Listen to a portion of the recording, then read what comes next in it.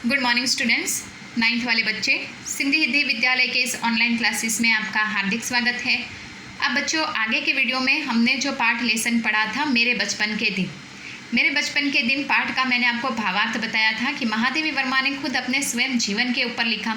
शुरुआती तौर से काफ़ी अरसे के बाद 200 सालों के बाद यहाँ पे उनके परिवार में महादेवी वर्मा का जन्म हुआ। उनके जो दादाजी यहाँ पे अरबी फ़ारसी जानते थे, उनके पिताजी अंग्रेज़ी जानते थे। माँ जबलपुर से थी तो वो अपने साथ हिंदी और संस्कृत भाषा वो जानती थी। महादेवी वर्मा का जन्म हुआ तो पिताजी चाहते थे कि वो काफ़ी होशियार और चतुर बने। संस्कृत भाषा और हिंदी भाषा महादेवी वर्मा को आती थी। पिताजी चाहते थे कि महादेवी वर्मा अरबी और फ़ारसी भी सीखे, तो मौलवी साहब की व्यवस्था करती। मौलवी साहब को वो जब भी आते हुए देखती तो चारपाई के नीचे छिप जाती। मिशन स्कूल में उनका दाखिला करवाया तो वहाँ से वो भाग आती। आखिरकार कास्ट 12 गर्ल्स हॉस्टल में यहाँ पे महादेवी वर्मा का 5वीं कक्षा में दाखिला हुआ। करीबन यहाँ तक बच्चों हमने देखा था। यहाँ से थोड़ा और आगे बढ़ते हैं। 5वीं कक्षा में भर्ती हुई। यहाँ का वातावरण बहुत अच्छा था। उस समय हिंदू लड़कियाँ भी थी, ईसाई लड़कियाँ भी थी। हम लोगों का एक ही मेज़ था। मेज़ यानी खाने की व्यवस्था। उस मेज़ में प्याज तक नहीं बनता था, मतलब ऐसी कोई व्यवस्था उन्होंने की होगी वहाँ पे कि प्याज की कोई भी वहाँ पे चीज़ नहीं बनती थी उस रसोई घर में। यहाँ छात्रावास के हर एक कमरे में हम 4 छात्राएं रहती थी। उनमें एक थी साथिन सुभद्रा कुमारी मिली। 7वें दर्जे में वे मुझसे 2 साल सीनियर थी। वे कविता लिखती थी और मैं भी बचपन से तुक यानी तुक्का लगाना मिलाए आई थी। बचपन में माँ लिखती थी, पद भी गाती थी। मीरा के पद विशेष रूप से गाती थी। सवेरे जागे कृपा निदान पंछी बन बोले, यह सुना जाता था। प्रभाती गाती थी। शाम को मीरा के कोई पद गाती थी। सुनकर मैंने भी वज्र भाषा में लिखना आरंभ किया। यहाँ आकर देखा कि सुभद्रा कुमारी जी खड़ी बोली में लिखती थी। मैं भी वैसा ही लिखने लगी। लेकिन सुभद्रा जी बड़ी थी, प्रतिष्ठित हो चुकी थी। उनमें छिपा कर लिखती थी। एक दिन उन्होंने कहा, महादेवी तुम कविता लिखती हो? तो मैंने डर के मारे कहा नहीं।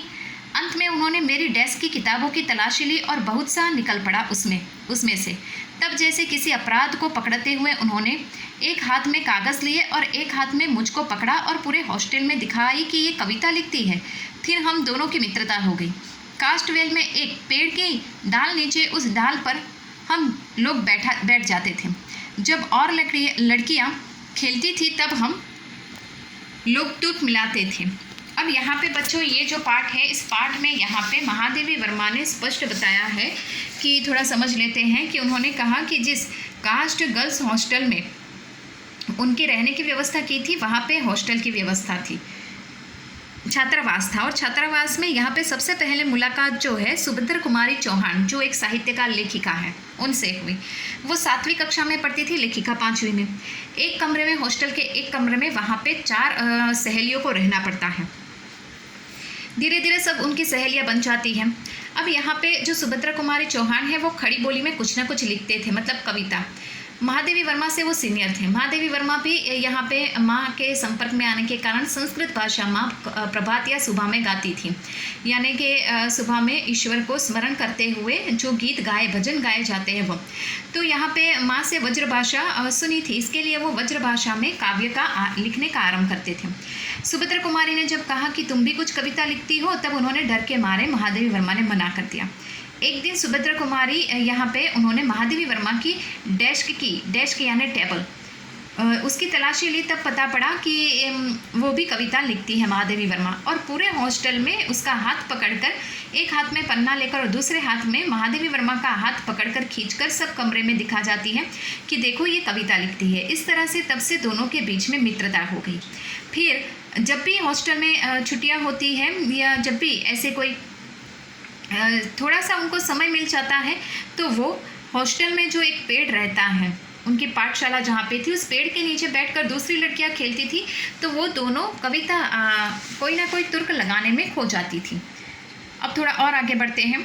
उस समय पत्रिका निकलती थी, स्त्री दर्पण, उसमें बेच देते थे। अपनी तुर्कबंदी छप भी जाती थी। फिर यहाँ कवि सम्मेलन होने लगे तो हम लोग भी उनमें जाने लगे। हिंदी का उस समय प्रचार प्रसार था। मैं सन 16-17 मतलब 17 में आई यहाँ थी।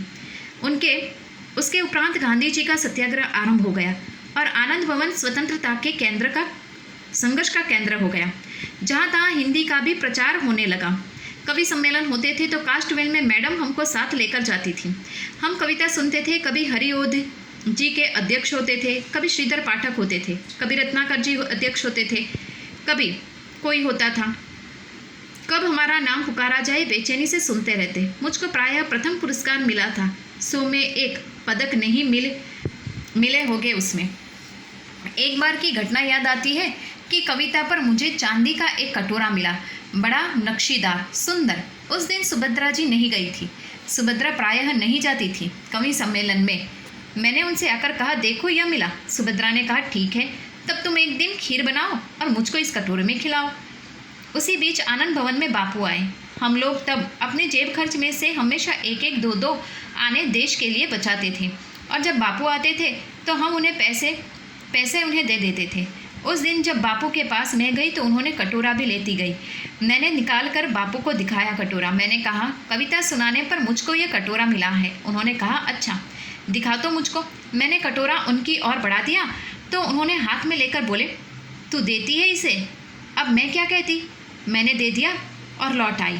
दुख यह हुआ कि कटोरा लेकर कहते कविता क्या है, पर कविता सुनने को उन्होंने नहीं कहा। लौटकर अब मैंने सुभद्रा जी से कहा कि कटोरा तो चला गया। सुभद्रा जी ने कहा, और जाओ दिखाने।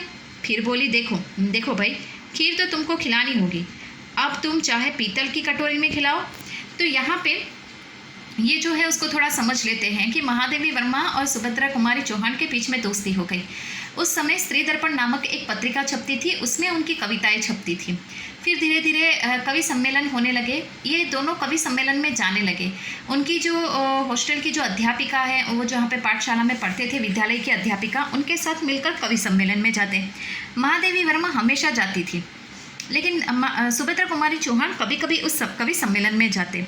सुभद्रा कुमारी चौहान यहाँ पे हमेशा अपनी राह देखते रहे कि कब उनकी बारी आए, बेस्ट कविता के लिए उनको चुना जाए। बहुत बड़े बड़े ऐसे श्रीधर पाठक जैसे, हरिओध जैसे, रत्नाकर जैसे बड़े बड़े साहित्यकार दिग्गज आते थे। एक दिन ऐसा हुआ कि श्रेष्ठ कविता के रूप में यहाँ पे महादेवी वर्मा को चांदी का एक नक्शीदार सुंदर कटोरा मिला। वो हॉस्टल में लेकर आती है और सुभद्रा कुमारी चौहान को दिखाती है। उन्होंने कहा कि इस कटोरे में तुम मुझे खीर बना के खिलाना। एक दिन बापू यानी गांधी जी आए थे। उस समय आंदोलन बहुत ही तीव्र चल रहे थे। गांधी जी जब भी आते थे तो ये दोनों यहाँ पे 1-1, 2-2 आने बचाकर देश की सेवा में उनको देते थे। एक दिन गांधी जी आए थे तो महादेवी वर्मा ने अपना ये जो इनाम मिला था, चांदी का कटोरा, लेकर वो उनके पास जाते हैं, उनको दिखाते हैं। और उस समय गांधी जी ने वो कटोरा देखा और उन्होंने कहा कि इसको देशभक्ति के लिए अर्थात देश की सेवा के लिए तुम दे दोगी। तो यहाँ पे उन्होंने वो क्या कहती, महादेवी वर्मा ने हाँ कह दिया। और फिर महादेवी वर्मा को इस बात का थोड़ा सा संकोच होता है या आश्चर्य होता है कि कटोरा दे दिया, लेकिन फिर भी कटोरे के प्रति महादेवी वर्मा का प्रेम नहीं था। लेकिन बापू अर्थात गांधी जी उनको पूछते कि कौन सी कविता तुमने लिखी थी, वो सुनाओ जिसके ऊपर तुमको ये सुंदर सा इनाम मिला। लेकिन बापू ने वो कविता सुनाने के लिए नहीं कहा। हॉस्टल में आकर सुभद्रा कुमारी चौहान को सारी बात बताती है। सुभद्रा कुमारी कहती है कि और जाओ दिखाओ ताकि तुमको पता पड़े। तुम चाहे खीर कुछ भी हो, खीर तो तुमको बनानी ही पड़ेगी, चाहे पीतल के कटोरे में खिलाओ कि फूल के कटोरे में, लेकिन खीर तो तुमको खिलानी पड़ेगी। इस तरह से महादेवी वर्मा और सुभद्रा कुमारी के चौहान गहरी दोस्ती थी। बच्चों, इतना हमने यहाँ तक पढ़ा। आज हम यहाँ तक रुकते हैं। नेक्स्ट वाले वीडियो में इससे आगे बढ़ेंगे। Thank you.